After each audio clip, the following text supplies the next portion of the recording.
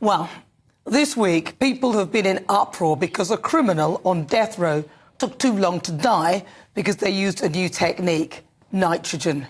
Oh, my heart bleeds. Not. Since when was a criminal's feelings trumping those of the victims? I'm all for the death penalty when it's proven beyond any reasonable doubt that, in fact, the person has done this. Take the case of the paranoid schizophrenic in Nottingham, done for manslaughter, which, in my opinion, is ridiculously lenient. He's the first one I'd have executed. So he's been sentenced effectively to stay in a secure hospital for the rest of his life. I'm not surprised the families of the deceased are outraged. So he's going to be doped up to the eyeballs for the rest of his life. What's the point? Frankly, I don't want to pay for him. What for? In my opinion, there is no doubt that he did it, so there's no chance that you've got the wrong person. It's a no-brainer. I actually think it would be kinder to do this than lock him up on sedation for the rest of his life, because that's effectively what's going to happen to him. He can't even be trusted to take his medication, so there's no way he can come out. If he were an animal, he'd be put down. There comes a point where mental illness cannot be used as an excuse because, in my view, anyone who kills another in rage at that moment isn't quite with it. We're simply meddling with the degree of madness. So where do you draw the line? People often say that the death penalty is not a deterrent, but you only need to look at countries where they take it deadly serious to see that it works. I would say bring it back and we can judge its effectiveness.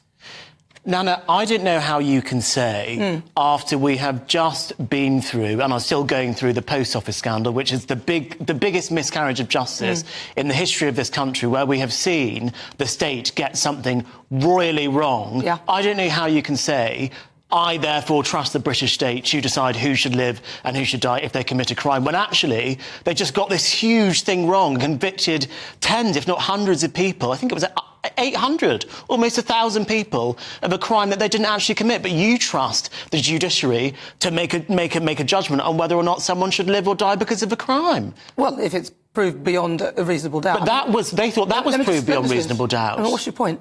The guy... That's the point. No, there isn't one. The guy in Nottingham who was caught actually on CCTV murdering these people, he had done it beyond reasonable doubt. That is the point I'm making. I'm not talking about a little thing, the post office scandal, which was awful, but thankfully, unfortunately, people did commit suicide. It was horrendous, but there was not an actual murder of people. Whereas this guy, this awful guy in Nottingham, killed people in cold blood, even though they say that he was suffering from a paranoid schizophrenic delusion.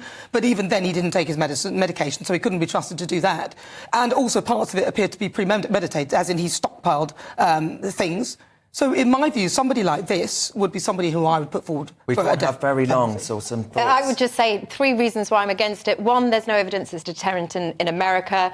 2, it apparently impacts juries, that they are less keen on delivering a guilty verdict because they feel responsible for the death of someone. And 3, it's too quick, it's too nice. Dig a pit in the ground, throw them in with a crusty bread, maggoty roll and a bottle of water, close it up, let them rot in hell for the rest of their lives.